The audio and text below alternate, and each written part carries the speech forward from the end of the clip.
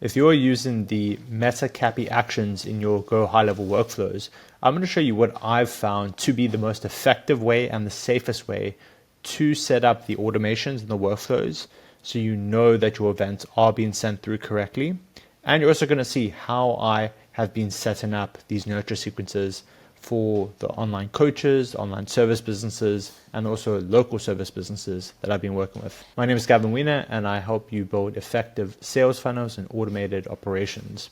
To give you some context of the situation, many of my clients are running paid ads, or they have very strong organic flow. They're sending traffic to a landing page, someone opts in, and then the next step is to book a call. Very classic book a call funnel. And obviously we've got two separate actions there, the opt-in and then the booking call. And if we're running ads, we want to make sure we're sending back events for both those actions. Firstly for lead and then also schedule. Those are typically how you would map those two actions into events in Meta. What I do though is I split the nurture sequence from the handling of the Meta event and the tag in. And I'm going to explain why I do this. I do this for both actions, the opt-in and then also the book-in. So you can see there we've got the call booked reminder sequence, and then we've got the workflow that handles the sending of the schedule event. And the reason I do this is, let's say someone opts in, they start going through the workflow and they almost instantly book their call in. You can see here at the end of my workflow, which is very typical, you want to pull someone out when they are being nurtured and they've done the action that you're nurturing them for.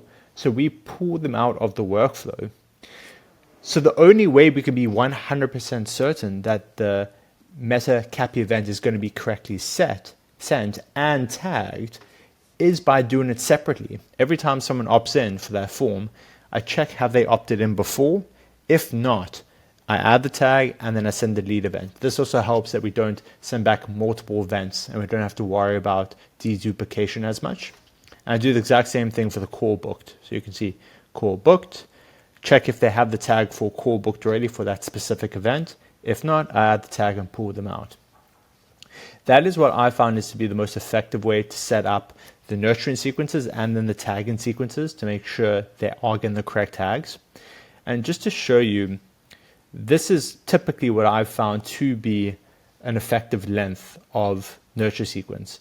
I see so many clients who literally have just a single text or SMS or email going out the moment someone opts in and says, hey, we saw you interested, and that's about it. There's no nurturing going on. But it's such a prime opportunity if someone hasn't booked in right away to send them more case studies, send them more social proof, build the value. What's going to happen if they book in the call? How can you help them?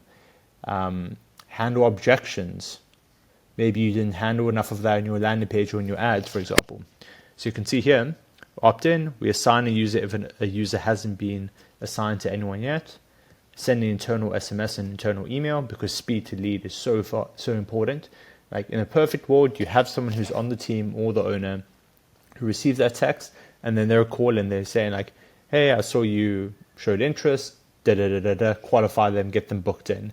Even if they were going to book it on their own, and even if we've got a really solid automation sequence, still I see on almost every single team that I've worked on or helped who are at significant revenue level, they have setters doing outbound dials for people who opt in. And you can see here, get hit with first SMS, first email, wait 2 hours in the same day, second SMS, second email. Then what I've been more conscious of is make sure we're sending within the legal time windows of a lot of places. So you can see here, I limit this to 9 to 7, which is typically the correct hours. You should check in each state because each state can technically be different, or your own state if you're running local service ads. Or you can just keep it to a typical 9 to 5 and just the weekdays, for example. And then we do SMS 2, email 2. Again, we wait another 12 hours. And the reason I wait 12 hours, I could also wait like 8 hours. I actually do wait 8 hours there. And the reason I do that is because let's say we wait 8 hours and it falls into 4 or 5 a.m. or something like that, or 2 a.m. It's just going to wait until 9 a.m. to continue. So that's the purpose of that window.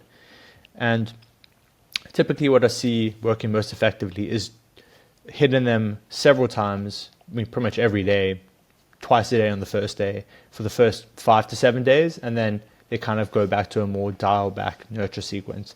So after about 7 days, if someone hasn't booked in, the emotions have faded quite a lot, and you obviously want to prioritize the more hot people who recently opted in.